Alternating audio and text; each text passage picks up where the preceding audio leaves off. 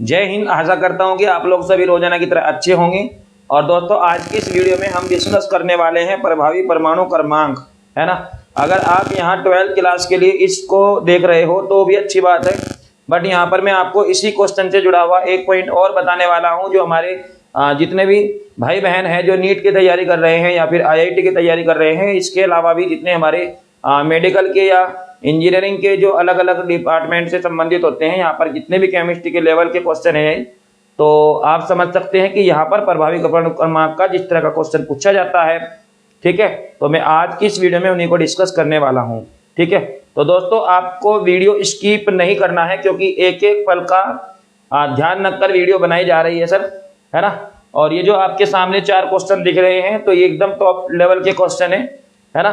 तो मैं वीडियो के लास्ट में आपको नीट या IIT से संबंधित किस तरह का यहाँ पर क्वेश्चन बनता है वो भी मैं आपको बताने वाला हूँ, लेकिन सबसे पहले हम इनका प्रभावी परमाणु क्रमांक यहाँ पर ज्ञात करना सीखते हैं। तो चलिए शुरू करते हैं भाई। तो सबसे पहले हमारे पास क्वेश्चन नंबर 1 है MnH2O और 6HSO4। ठीक है, तो इसके बाद ये दूसरा क्वेश्चन है। चलो पहले कोई सोल्व करने सीखते हैं। बच्चों, आपको मैं पहले फॉर्मूला बता देता हूँ। यहाँ पर जो हमारे पास प्रभावी परमाणु क्रमांक है, तो यहाँ लिखेंगे प्रभावी परमाणु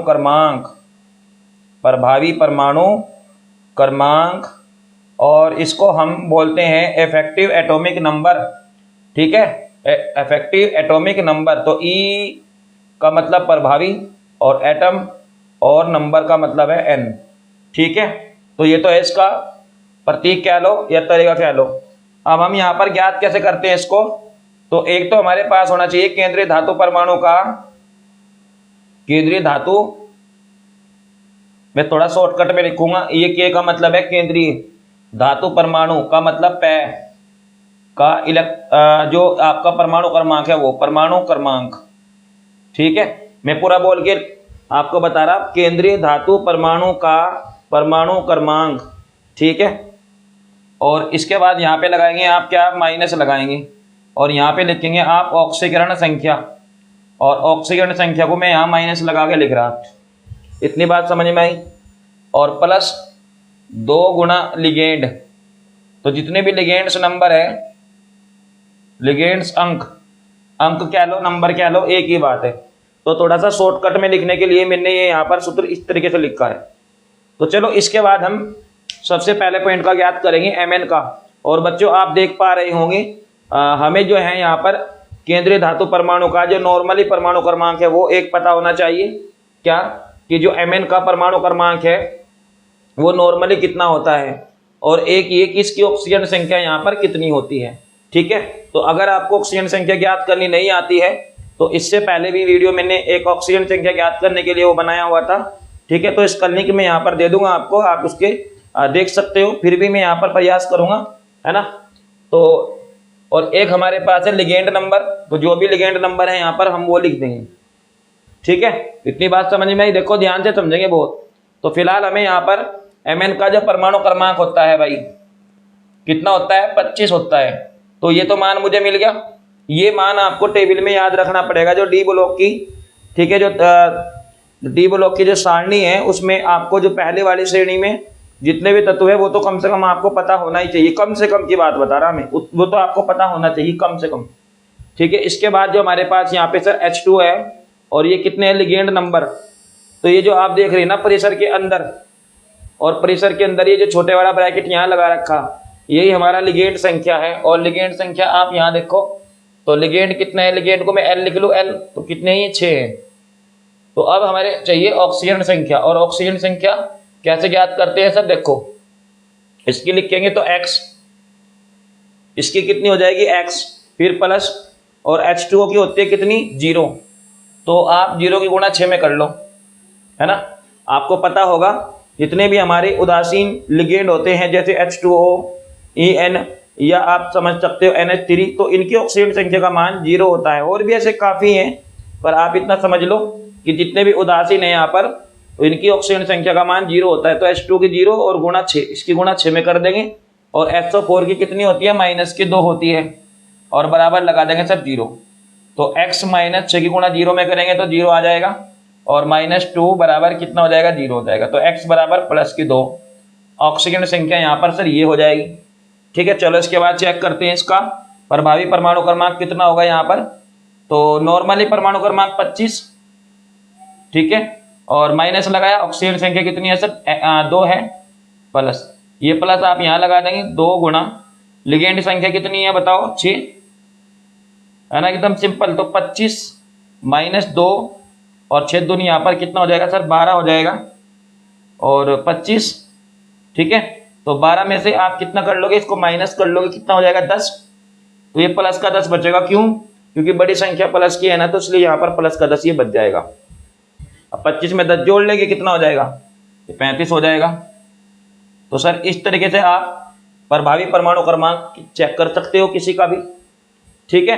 तो ये आपको समझ में आया, ये ध्यान रखेंगे 12th क्लास में अगर ये क्वेश्चन पूछा जाता है तो इसी तरीके से आपको सोल्व करना है वहां पर, है ना।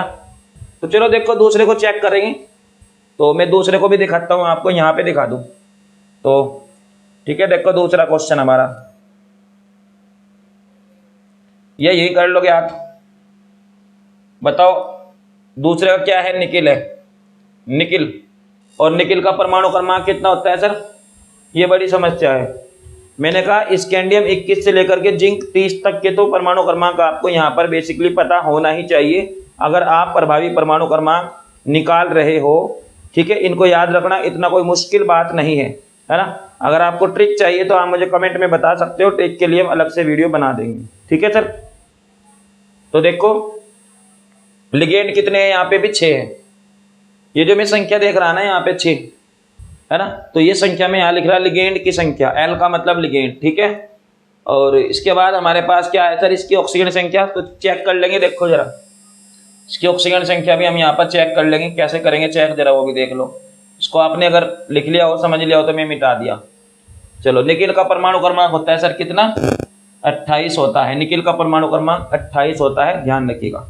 चलिए अभी हम यहाँ पे चेक करेंगे इसका ऑक्सीजन नंबर। तो हमें निकल का निकालना है, तो निकिल को ले लेंगे x, और अमोनिया का कितना होता है सर, अमोनिया का होता है यहाँ पर, चूंकि उदासीन परमाणु है ना, तो उदासीन के लिए क्या हो जाएगा, 0 हो जाएगा। तो आप यहाँ पे क्या लिखेंगे सर, 0 लिखेंगे, प्लस लगा कर लिखेंगे 0 गुणा 6, है ना। और Cl का कितना होता है, तो Cl का होता है -1 और गुणा 2 कर देंगे यहाँ पे, क्योंकि जो भी चीज़ यहाँ पे लिखी होती है सर उसका हम यहाँ पे गुणा करना है ना। और बराबर में क्या आ जाएगा, 0। मान लीजिए आपके पास यहाँ को चार्ज होता है ना इसके पर, मान लो आप +1 है या -1 है, +2 कुछ भी हो सकता है, तो जो भी यहाँ पे चार्ज होता है वो बराबर में उधर जाता है, आप सबको पता होना चाहिए। इसके बाद 0 का गुणा जब आप इसमें करोगे तो 0 आ जाएगा, और प्लस माइनस माइनस, और 2 एकम 2 बराबर 0। तो x बराबर आ जाएगा, इसकी ऑक्सीजन संख्या का मान कितना आ जाएगा सर, 2 आ जाएगा, ठीक है।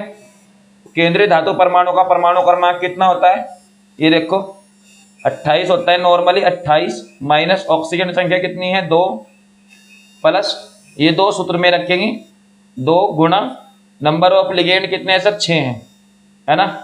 तो 28 माइनस ये 2 जगह 2 रखेंगे, है ना। जब आप कैलकुलेशन यहाँ पर करते हो ना, तो आपको बोर्ड मास का भी यहाँ पर जो है ध्यान रखना है, ठीक है। कई बार बच्चे क्या करते हैं कि 28 में से 2 को पहले ही घटा देते हैं, हालांकि आंसर सेम आ जाएगा, बट आपको यहाँ पर बोर्ड मास के बेस पर ही क्वेश्चन को सोल्व करना चाहिए, जो आपका गणित का रूल है। तो 6 दूनी 12 हो जाएगा सर, तो 28, ये 12 में से आप 2 घटा लेंगे तो 10 आ जाएगा, और यहाँ पर जो इसका मान आ जाएगा सर वो आ जाएगा 38, ठीक है। तो निकिल का प्रभावी परमाणु क्रमांक कितना आ जाएगा, यहाँ पर 38 आ जाएगा, ठीक है। उम्मीद करता हूँ कि आपको दोनों क्वेश्चन समझ में आ गए होंगी, है ना। तो ये अगला क्वेश्चन है हमारे पास, कोबाल्ट NH3 और यहाँ पर है Cl2। तो सर आपको मैं बता दूँ ये 0 हो जाएगा, Cl2 का -2 हो जाएगा, ठीक है। तो ऑक्सीजन नंबर कितना आ जाएगा इसका, ऑक्सीजन नंबर आ जाएगा बेसिकली 2 प्लस का 2 आ जाएगा। तो आप इसी तरीके से चेक कर सकते हैं। और कोबाल्ट का अगर मैं आपको जो परमाणु क्रमांक है कोबाल्ट का वो बता दूं तो 27 होता है ना। इसका आंसर क्या आएगा ये आप मुझे कमेंट में जरूर बताएंगे। जो मेरे पास यहाँ तीसरा ऑप्शन है ना, तो कमेंट में आप मुझे इसका जवाब देंगे कि इसका प्रभावी परमाणु क्रमांक कितना आ रहा है आपके क्वेश्चन का, ठीक है। जो इस क्वेश्चन का जो जवाब है वो आपको कमेंट में मुझे बताना है। क्लियर।